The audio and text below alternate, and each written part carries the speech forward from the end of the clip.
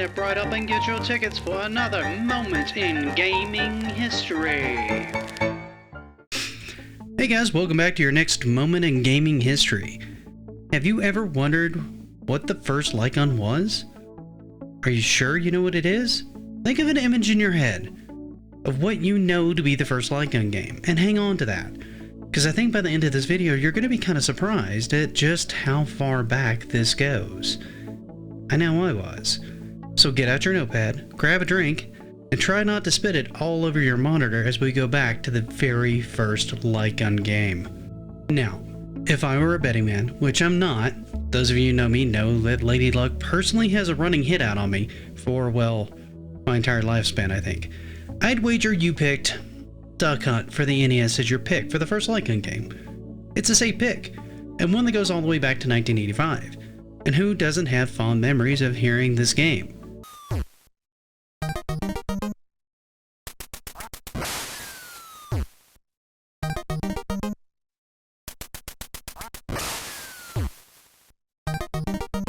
Now, for those of you who are larger fans of the channel, you probably go a bit further back, say Sega Duck Hunt. This is much closer, 1969. And yes, it's technically a light gun game, as it did use a Ray-O-lite to detect hits and score accordingly.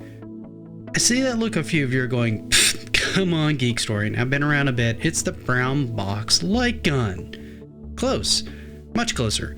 That was made by Rob Baer's prototype console in 1967. Also, as a side note, if you know most of these, even more than one, and learned any of them from my channel, you guys are absolute rock stars.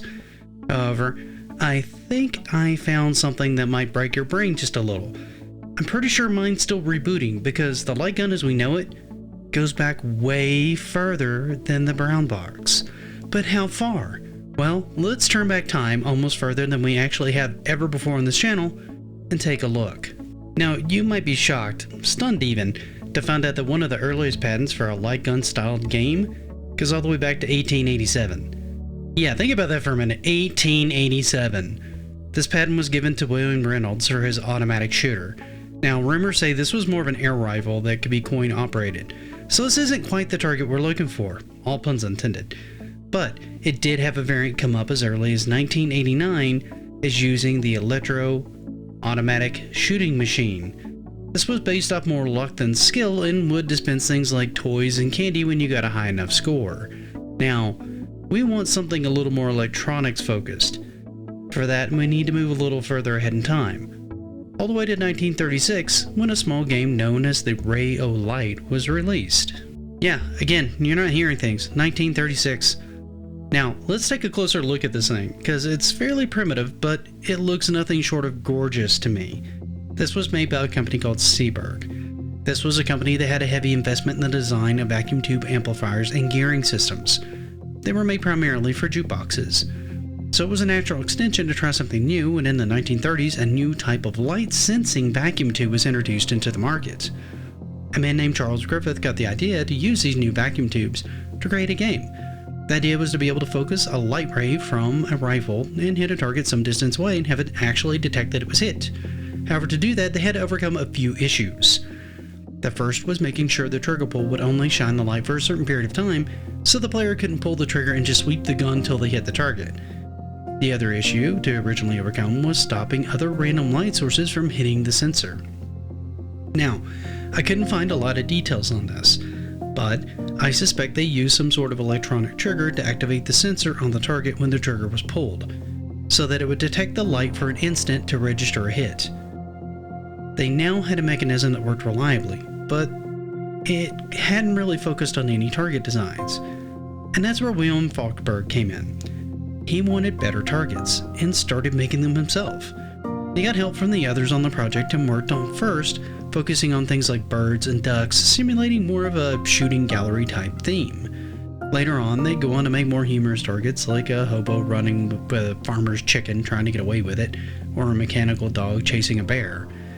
In many cases, a track or chain mechanism would be used to move the target and even flip its positioning, sending it back the opposite direction when it was hit, making for a more interactive and fun game as a result. Reception on this seemed to go well by all accounts, given the fact that So many of these were made and in so many different varied designs.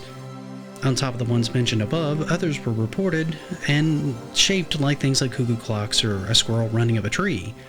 These were all made and all sold. And honestly, the prices on this seemed pretty reasonable for the time, I would think. For a single nickel, the player got anywhere between 10 and 20 shots. It seems that almost everyone wanted to go with that price, with people reporting that many of the areas with them were so crowded that you could barely move or have time to think or change your mind before you're in front of the machine.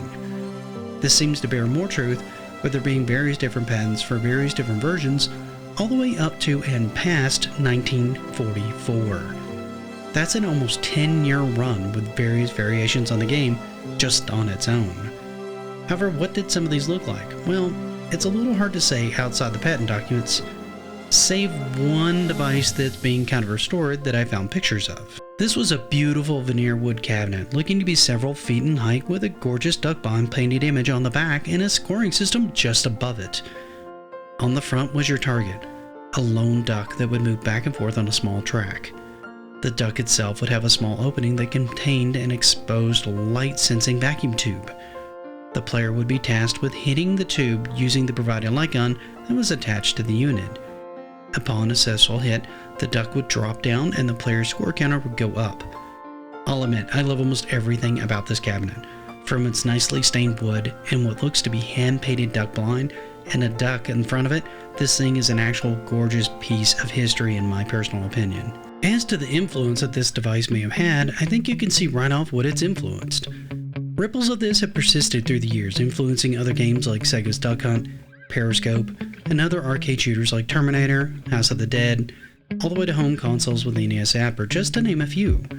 People constantly flock to light gun games when they show up in the arcade, as they offer a tangible gun gameplay more so than you can get in the home.